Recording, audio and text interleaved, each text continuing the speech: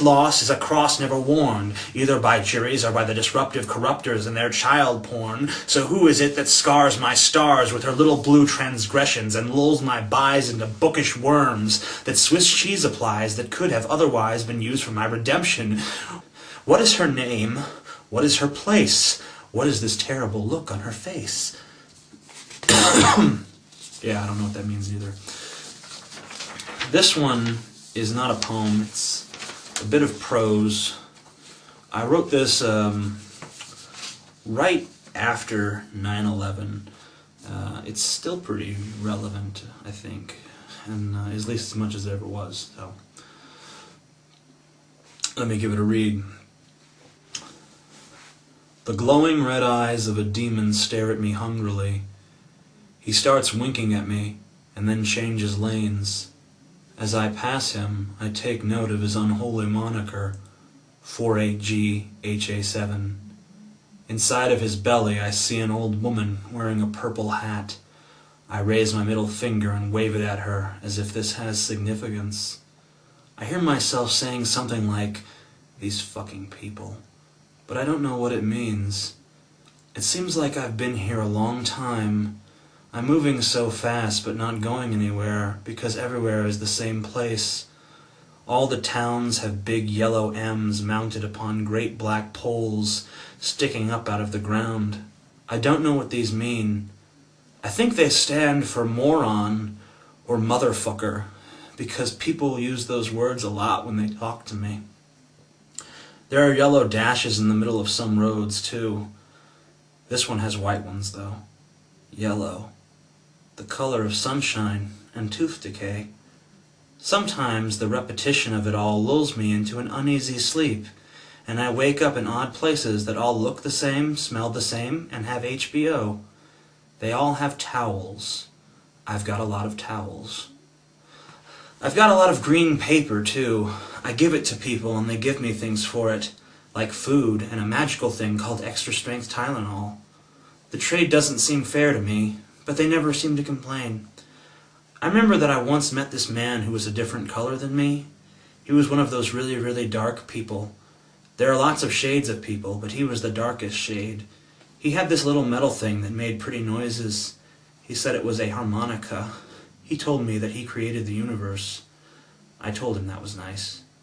He smiled and thanked me for my kindness. Then he played his harmonica and made pretty sounds that I don't remember, but hear sometimes in my sleep. He and I went to sleep in the gutter because he lived there.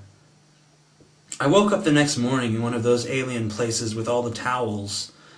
I turned on the TV to look for HBO, and I saw one of those big metal birds crashing into some buildings. Birds are so stupid. Anyway, after the birds crashed, this man came on TV. They said he was the pretzel dent because he was dented by a pretzel once. He kind of looked like a bird himself, but they said he was a bush. There was this other guy on TV, too. He had a big beard and a funny hat. They said he was the leader of the birds that crashed into the buildings, but he looked more like a bush, ironically enough.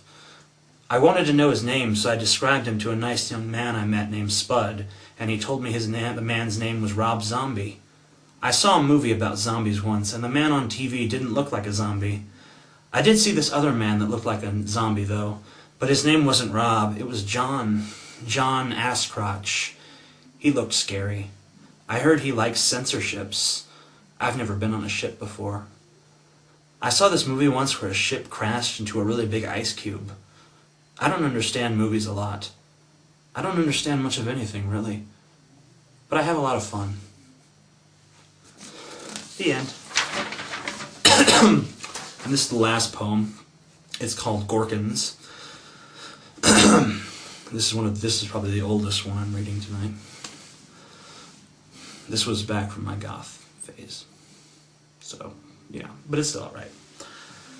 The black wings of my legion... I should read it in a more dramatic, kind of evil voice, so give me a second.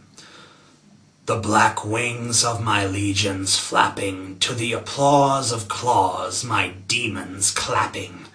The backstabbing knives are like dead eyes gleaming, and machines called queens wake from bad dreams screaming.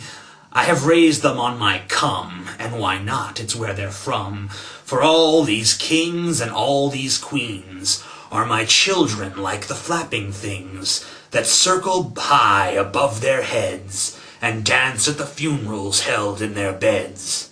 They are all a part of me, and if this mirrors my mind, why do none reflect the heart of me? The princes watch the black things flutter, surprise in their eyes and in the sad words they utter, and the savage cunts are kept in a cage to suck and fuck while my smiles feed their rage. If these terrible things are all a part of me, is there only blackness at the heart of me? So, there's some poetries for yous. Maybe I'll read you guys a sample chapter from my novel at some point in the future.